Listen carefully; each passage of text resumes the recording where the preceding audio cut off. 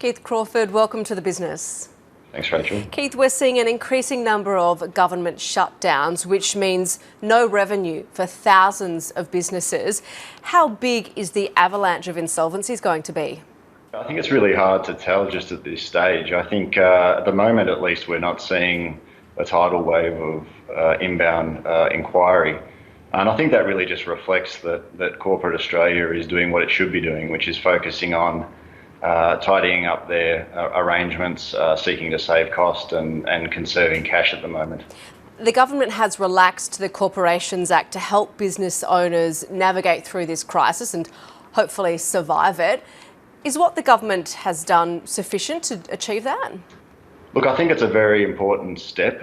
What it will do by relaxing the risks that face directors in relation to insolvent trading liability, and also by providing an extension of time for companies that are perhaps under pressure from creditors.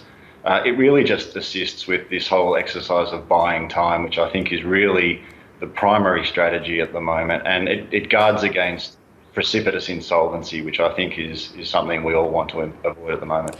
It's easier to get a bank loan at the moment, thanks to some government packages and bank measures as well. But is any business really going to be going to the bank asking for a loan at the moment?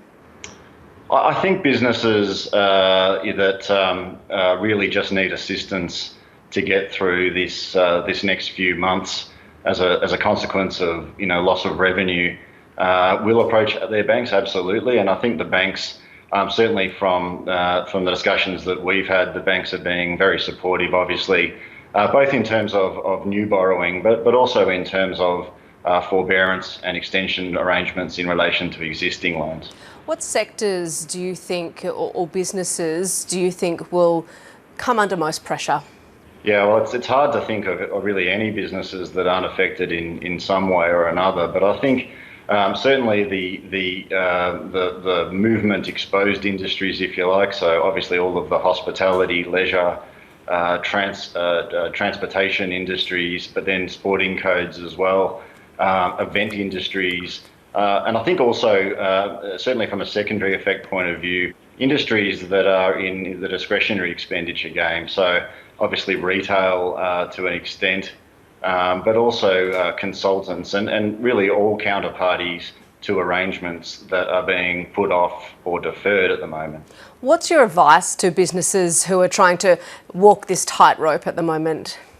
Look, I think at the moment the advice is really to continue to do all things possible to conserve cash, to reduce cost to the extent you're able to. I think we're in an environment now where costs that were previously considered to be fixed, I think now we can just accept that there's a new environment within which many fixed costs can be treated as variable, either through stand-down arrangements that you may be able to avail yourself of in respect of your workforce, also arrangements you may be able to enter into with landlords to defer rental obligations to a time when the business will be back on its feet. So that focus at the moment of really buying time and conserving cash is crucial.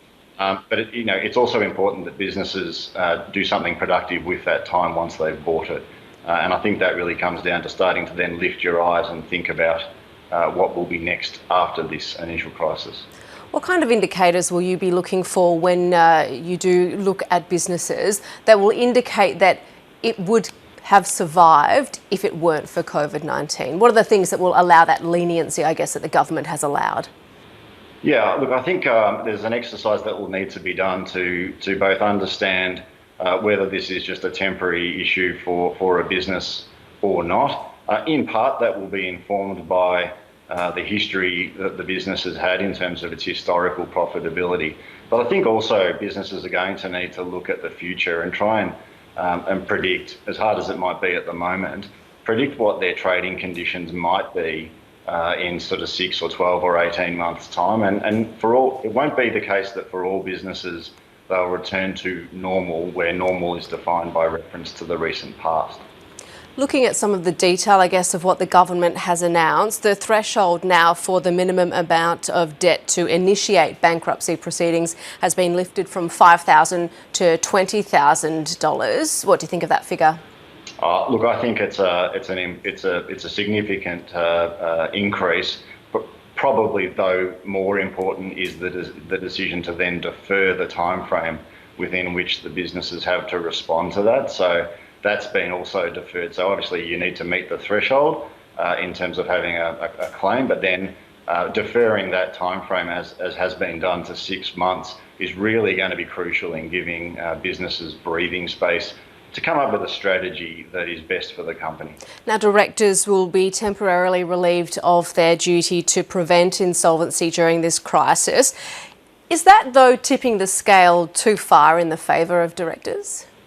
Look, I don't think it is. It's important to understand that although there's been a relaxation of the exposure for insolvent trading, there are still a number of very important duties that directors haven't been relieved of, including the duty to act in good faith, obviously duties as they relate to making decisions in the best interests of the company, and to exercise care and diligence. And so I think whilst one limb of their duties has been relaxed, they still have to make decisions which are in the best interests of the stakeholders, including creditors. Now, in recent years, the big four banks have called in liquidators, I guess, to work with them rather than sending businesses off to liquidators. So I guess having a symbiotic relationship. Do you think that kind of relationship will continue? I expect the banks to be very supportive through this process and really try and assist good businesses to make it through to the other side and to thrive, thereafter. So we would expect the banks to behave, really well through this process and to really be, a strong counterparty for their borrowers. Keith Crawford, good to talk to you on the business. Thank you. Pleasure.